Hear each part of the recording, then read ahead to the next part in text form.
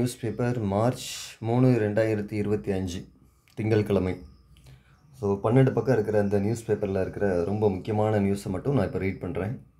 First, Russia Ukraine போர் நமக்கு தெரியும். இந்த போர் நிறுத்தத்துக்கு புதிய ஒப்பந்தம் அப்படிங்கிற ஒரு டாப்பிக்கில் ஒரு நியூஸ் வந்திருக்கு. ஸோ இந்த நியூஸில் என்ன முக்கியமான பாயிண்ட்ஸ் இருக்குன்னு பார்ப்போம். இதில் வந்திருக்கிற முதல் லைன் பாருங்கள். லண்டனில் இந்த நியூஸ் வெளியே இருக்குது.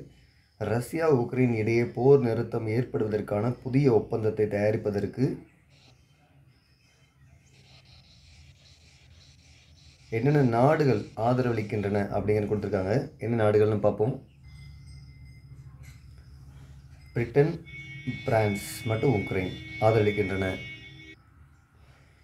இந்த திட்டத்தை விரைவில் அமெரிக்காவிடம் சமர்ப்பிக்கப்படும் அப்படின்னு போட்டிருக்காங்க. அப்போது போர் நிறுத்தத்துக்கான புதிய ஒப்பந்தத்தை தயாரிக்கிறது பிரிட்டன், பிரான்ஸ் மற்றும் உக்ரைன்.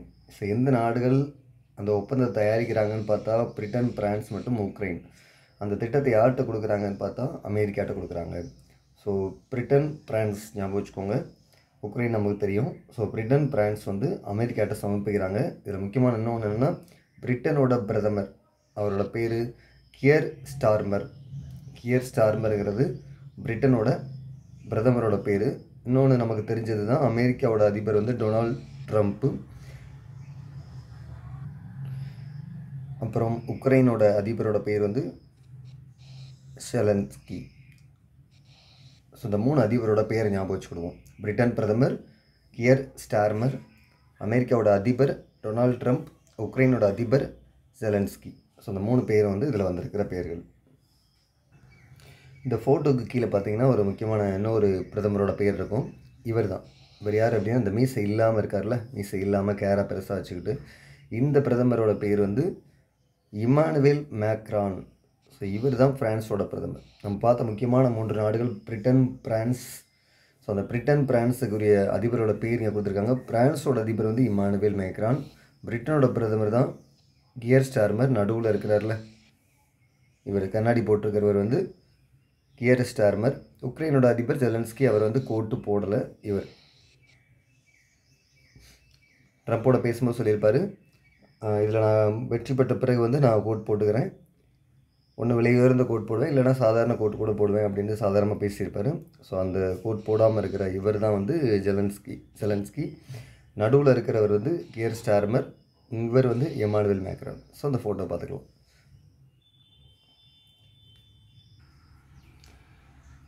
இளையராஜா, ஸ்டாலின் அவங்களோட ஃபோட்டோ போட்டிருக்காங்க இந்த இடத்துல.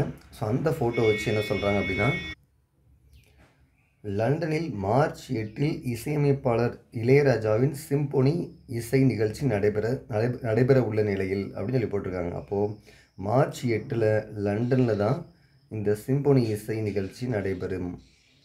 March 8 London.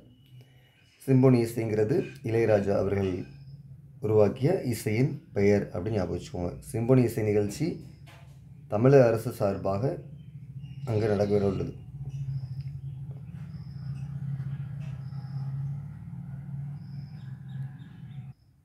இதற்கு வாழ்த்து தெரிவிக்கும் விதமாக முதல்வர் ஸ்டாலின் அவர்கள் இளையராஜாவை சந்தித்து இந்த பரிசை கொடுக்குறாங்க. அப்போது என்ன சொல்கிறாங்க அப்படின்னா, கருணாநிதி சார்பாகவும், முதல்வர் கருணாநிதி சார்பாகவும் வாழ்த்துக்கள்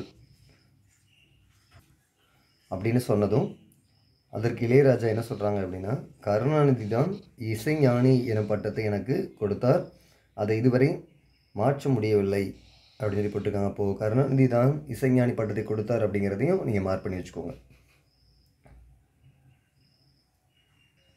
ஸோ அதுக்கப்புறம் முதல்வர் ஸ்டாலின் என்ன பண்ணியிருக்காங்கன்னா, எக்ஸலத்தில் வெளியிட்ட ஒரு பதிவு, ஆசியாவிலேயே யாரும் செய்யாத சாதனையாக மார்ச் 8 லண்டனில் சிம்பொனி அரங்கேற்றத்தை இளையராஜா நிகழ்த்த உள்ளார். தமிழகத்தின் பெருமிதமான இசைஞானியின் இந்த சாதனை முயற்சியை வாழ்த்துவதற்காக நேரில் சென்றேன். அப்போது தாம் கைப்பட எழுதிய சிம்பொனி இசை குறிப்புகளை உற்சாகத்துடன் என்னுடன் காட்டி மகிழ்ந்தார். உலக தமிழர்களின் வாழ்வியலோடு இரண்டர கலந்த இசை மூச்சான இளையராஜாவின் கணக்கற்ற சாதனைகளின் இந்த சாதனை ஒரு மணிமகுட மென திகழ வாழ்த்துகிறேன் என்று பதிவிட்டுள்ளார். இதற்கு நன்றி தெரிவித்த இளையராஜா வெளியிட்ட எக்ஸ்தல பதிவு. ஸோ இளையராஜா என்ன பதிவு போட்டிருக்காங்கன்னு பார்த்தா, நிறைந்த பனிச்சூழலில் எனக்கு இப்படி வந்து வாழ்த்து தெரிவித்ததுக்கு நன்றி அப்படின்னு சொல்லி அவங்களும் பதிலுக்கு நன்றி தெரிவித்து ஒரு வாழ்த்து போட்டிருக்காங்க. அடுத்த ஒரு முக்கியமான நிகழ்வு, புவியியல் துறையினர் விழிப்புணர்வு நடைப்பயணம் அப்படின்னு ஒரு ஹெட்டிங்கில் ஒரு நியூஸ் இருக்குது. இதை நம்பர் நோட் பண்ணிக்கோங்க. புவியியல் துறையின் 175வது ஆண்டு முன்னிட்டு பாதுகாப்பான பூமிக்கான புவி அறிவியல், அதாவது 175வது ஆண்டு தான் இந்த ஆண்டு. மார்ச் 3ஆம் தேதி வந்த இது நியூஸ். இது புவியியல் துறையின் 175வது ஆண்டு 2025 அப்படிங்கிறது. இதில் பாதுகாப்பான பூமிக்கான புவி அறிவியல் அப்படிங்கிற தலைப்பில் வந்து துறை சார்ந்த விழிப்புணர்வு ஏற்படுத்தும் வகையில் ஒரு நடைப்பயணம் நடந்திருக்கு. குஜராத்.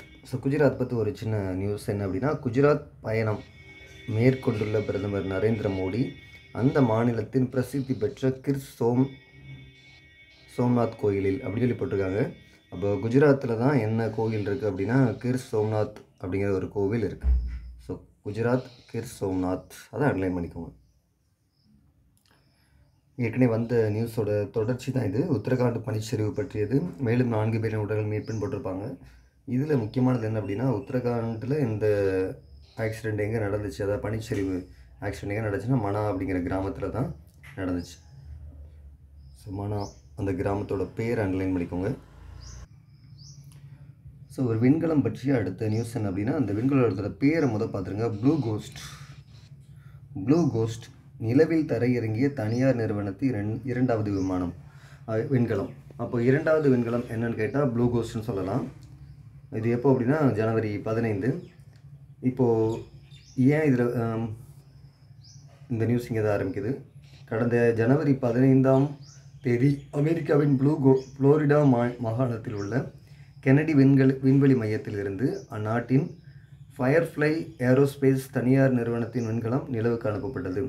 ப்ளூ கோஸ்ட் என்று பெயரிடப்பட்ட அந்த விண்கலம் ஸ்பேஸ் எக்ஸ் நிறுவனத்தின் பால்கன் 9 ராக்கெட் மூலம் ஏவப்பட்டது. அப்போது ப்ளூ கோஸ்ட் அப்படிங்கிறது தனியார் மூலம் அனுப்பப்பட்ட இரண்டாவது விண்கலம். அப்போ முதல் விண்கலம் என்ன அப்படின்னா பிப்ரவரி 22 அமெரிக்காவின் இன்ட்யூட்டிவ் மெஷின்ஸ் நிறுவனத்தின் ஒடிசிஎஸ் விண்கலம் நிலவில் தரையிறங்கியது அப்படின்னு சொல்லி போட்டிருக்காங்க. இதுதான் வந்து தரையிறங்கிய தனியார் நிறுவனத்தின் முதல் விண்கலம். அப்போ ஒடிசிஎஸ் அப்படின்னா முதல் விண்கலம், ப்ளூ கோஸ்ட் அப்படின்னா ரெண்டாவது விண்கலம்.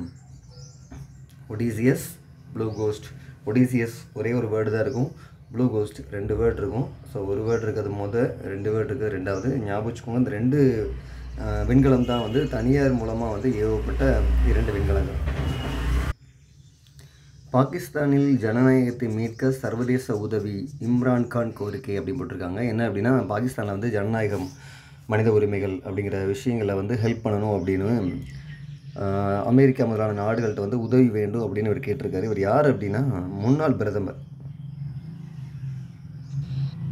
அதாவது பாகிஸ்தானோட முன்னாள் பிரதமர் தான் இம்ரான்கான். அதை நோட் பண்ணிக்கோங்க. பாகிஸ்தானோட முன்னாள் பிரதமர் இம்ரான்கான். ஸோ இதுதான் வந்து மார்ச் 3ஆம் தேதி வந்த நியூஸோட ரொம்ப முக்கியமான செய்திகள், நியூஸ் பேப்பரில் வந்த செய்திகள். மேலும் நியூஸ் பேப்பர் வேணும் அப்படின்னா இதில் உள்ள நியூஸ் வேணும் அப்படின்னா இந்த வீடியோவிலே நான் இப்போ காட்டும்போது நான் மூவ் பண்ணுறேன். இதில் நீங்கள் பாஸ் பண்ணிவிட்டு நீங்கள் நினைக்கிற நியூஸை வந்து படித்து பார்த்துக்கோங்க.